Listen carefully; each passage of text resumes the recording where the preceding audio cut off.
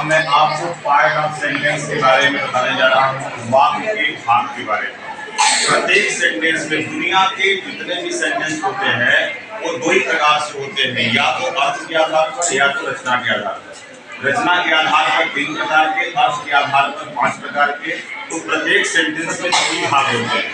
पहला होता है सब्जेक्ट, दूसरा होता है प्रेडिकेट। प्रत्येक सेंटेंस के 2 भाग होते हैं, पहला सब्जेक्ट, दूसरा प्रेडिकेट। सब्जेक्ट को ध्येय कहा जाता है, प्रेडिकेट को विधेय कहा जाता है।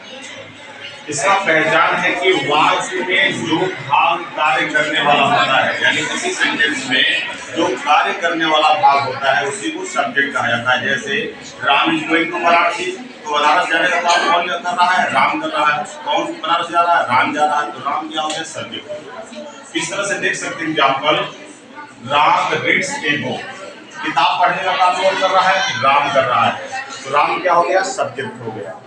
एक बॉय इज रनिंग, पढ़ने का दौड़ने का कार्य कौन कर रहा है? एक बॉय, ये हो जाएगा सब्जेक्ट। इसी तरह से प्रेडिकेट, वाक्य का वह भाग जो कर्ता का परिणाम होता है उसे प्रेडिकेट कहा जाता है, यानी सब्जेक्ट का जो परिणाम होता है वही प्रेडिकेट कहलाता है। जैसे राम रीड्स ए बुक, तो रीड्स ए बुक एक परिणाम है, ये क्या हो गया? प्रेडिकेट हो गया। इज रनिंग क्या है? प्रेडिकेट है, क्योंकि यह कर्ता का परिणाम है।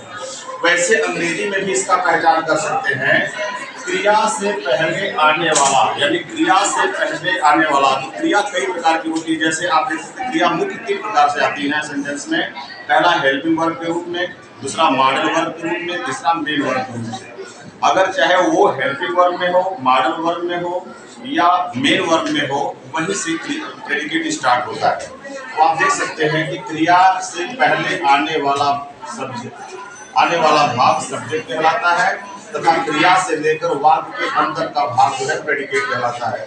जैसे ही रन्स फास्ट, रन्स क्या है? मेन वर्ब है, ये मेन वर्ब है। तो मेन वर्ब से पहले आने वाला सब्जेक्ट जो भाग होगा वो सब्जेक्ट हो जाएगा, और उसके बाद का भाग जो है वो प्रेडिकेट हो जाएगा। इस तरह से a small boy in my room, कमरे में एक छोटा बालक, ये पूरा क्या भाग हो जाएगा? सब्जेक्ट हो जाएगा। और इज रीडिंग क्या हो जाएगा? प्रेडिकेट हो जाएगा। तो मैंने आपको ये बताने का प्रयास किया है कि प्रत्येक सेंटेंस में 2 भाग होते हैं, पहला सब्जेक्ट, दूसरा प्रेडिकेट। सब्जेक्ट और प्रेडिकेट को पहचानने का सबसे अच्छा तरीका अंग्रेजी में है कि किसी वर्ब से पहले आने वाला जो शब्द होगा वो सब्जेक्ट होगा, वर्ब से लेकर के अंत तक का जो भाग होगा वो प्रेडिकेट होगा। तो आप लोग इसको अच्छे से समझ गए होंगे।